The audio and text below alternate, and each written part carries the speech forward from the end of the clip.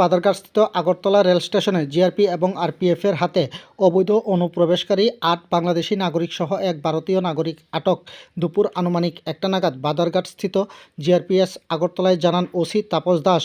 এই সময় তিনি সংবাদ মাধ্যমের মুখোমুখি হয়ে বিস্তারিত জানাতে গিয়ে বলেন, গোপন সংবাদের ভিত্তিতে বাদারঘাটস্থিত আগরতলা রেল স্টেশন থেকে অবৈধ অনুপ্রবেশকারী ৮ বাংলাদেশি নাগরিকসহ এক ভারতীয় নাগরিককে আটক করতে সক্ষম হয় জিআরপি এবং আরপিএফ যৌথভাবে। তাদের বিরুদ্ধে মামলা নিয়ে তদন্ত শুরু করেছে জিআরপিএস আগরতলা এবং আজকেই তাদেরকে আদালতে প্রেরণ করা হবে বলে জানান তিনি। পাশাপাশি এই বিষয়ে বিস্তারিত জানান। গোপন সংবাদ ছিল যে আমাদের যে প্রত্যেক দিনের ট্রেন, আজকেও একটা ট্রেন ছিল দূরপাল্লার ট্রেন, যেটা কাঞ্চনজঙ্ঘা এক্সপ্রেস। তো ওইটা দিয়ে একটা বিশাল সংখ্যক বাংলাদেশের লোক যেতে পারে এরকম খবর। তারপর আমরা জিআরপিএফ এবং আরপিএফ থানার পুলিশ মিলে আমরা সব দিকে একটা অ্যাম্বুশ বসি। তো যদিও ট্রেনটার টাইম ছিল ৮টা নাগাদ, তো আমরা যখন প্রায় 7:30 মানে 7:30 পার হচ্ছে এমন সময় দেখলাম কিছু বয়সের মহিলা এবং ছেলেরা ওই দিকে আসছে, প্ল্যাটফর্মের মেন গেট হয়ে প্ল্যাটফর্মের দিকে আসছে এবং তার মুভমেন্ট খুব সাসপেক্টেড ছিল। তারপর আমরা যথারীতি তাদেরকে ডিটেন করি। তো ডিটেন করে আমরা 9 জনকে ডিটেন করেছি টোটাল। তো এর মধ্যে 8 জনই বাংলাদেশের বাড়ি এবং একজন আমাদের ইন্ডিয়ান।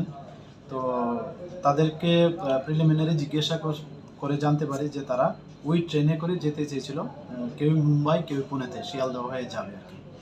তো তারা কেউ বলেছে যে তারা ওই কুমিল্লা বর্ডার দিয়ে এসেছে এরকম, কিন্তু এখনও তাদের জিজ্ঞাসাবাদ চলছে। তো তাদের কাছ থেকে আমরা আরও আশা করি আরও অনেক কিছু তথ্য বেরিয়ে আসবে তাদের কাছ থেকে। তো এই নিয়ে আমাদের জিআরপি থানাতে একটা মামলাও নিয়েছি বিভিন্ন ফরেনার অ্যাক্ট, আইপিপি অ্যাক্ট এবং আইপিসি ধারা অনুসারে। আর আমরা এর মধ্যে কিছুজনকে আমরা পুলিশ রিমান্ডেও আনবো। তো তাদেরও কঠোরভাবে আমাদের অফিসাররা জিজ্ঞাসাবাদ চালিয়ে যাচ্ছে।